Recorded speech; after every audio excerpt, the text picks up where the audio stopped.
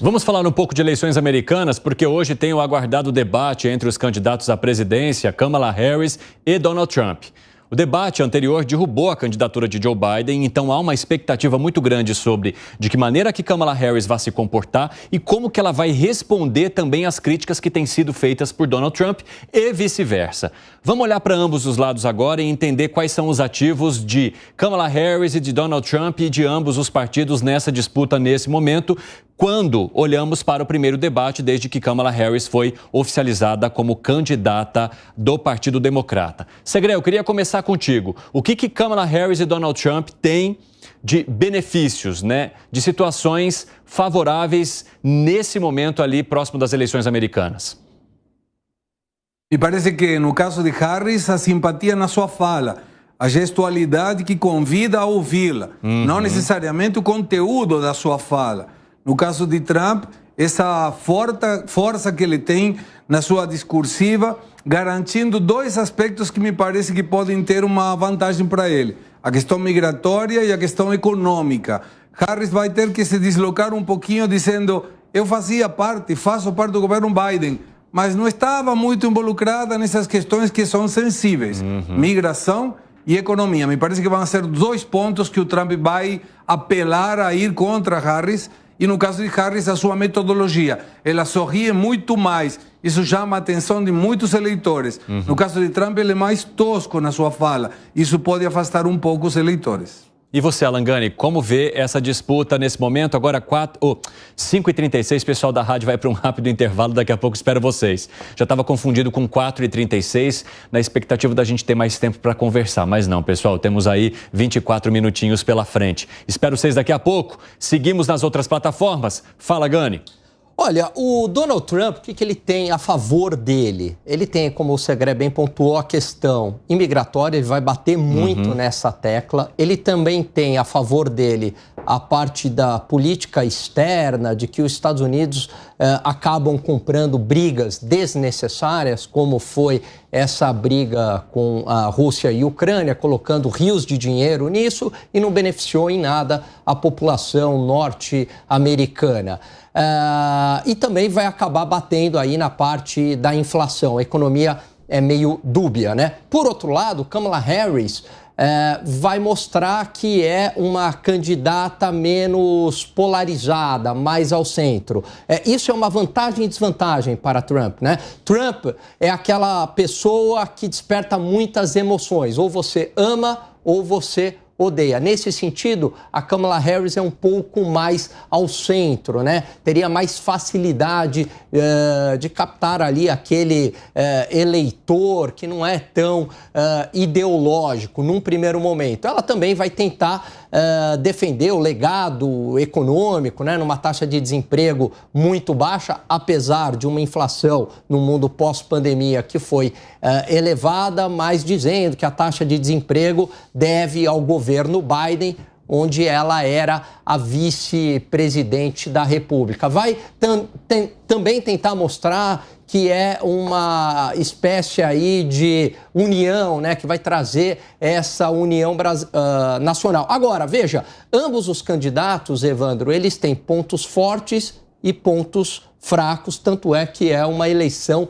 muito difícil, imprevisível a gente fazer aqui qualquer aposta de quem vai ganhar. Agora, o interessante é que a gente usa muito também das eleições americanas e do comportamento desse eleitor para entender de que maneira que a nossa eleição presidencial se comportaria, né? Isso já aconteceu em outros anos e a partir desses debates a gente consegue entender também parte do eleitorado brasileiro ao fazer as suas manifestações sobre ambos os lados. Como é que você avalia isso, hein, Zé Maria?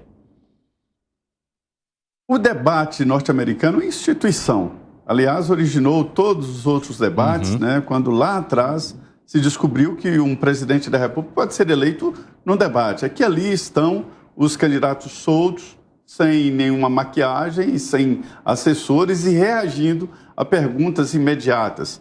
E os americanos, e todos nós aprendemos a reagir de acordo com a postura de cada um, né? Aquela leitura da linguagem não oral, ou seja, gestual, a reação e até a roupa. Então, tudo isso é meticulosamente olhado.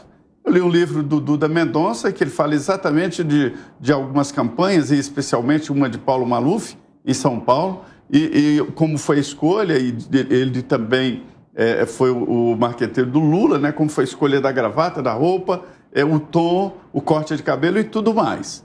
Então, isso aí é uma instituição. Um debate, desde lá atrás do Nixon, né?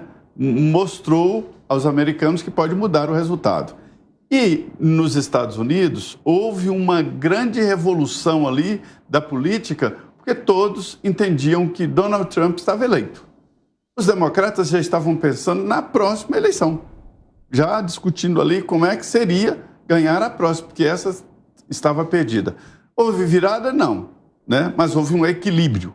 E numa situação assim, mais do que nunca, um debate pode ser o decisivo para o eleitor. Ou seja, esse debate será muito importante e vai ficar na história da política norte-americana, sim. Fala, Nelsinho. Olha, eu acho que uma grande expectativa que a gente deve ter para hoje à noite, Evandro, são as novas regras desse debate entre Trump e Kamala Harris, porque eles não poderão ter acesso aos seus assessores, eles não poderão ter acesso a anotações, e são ausências de assessores e anotações que vão naturalmente mexer com a insegurança dos candidatos, tanto do Trump quanto, e principalmente, imagino, da Kamala Harris.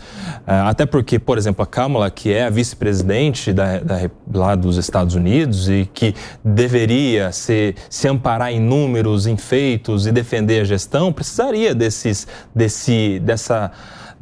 suporte dos números, né? E não vai ter. E quando a pessoa fica em situação de insegurança, a tendência é que ela se desestabilize emocionalmente de maneira mais fácil. Ela fica um pouco mais vulnerável à desestabilização.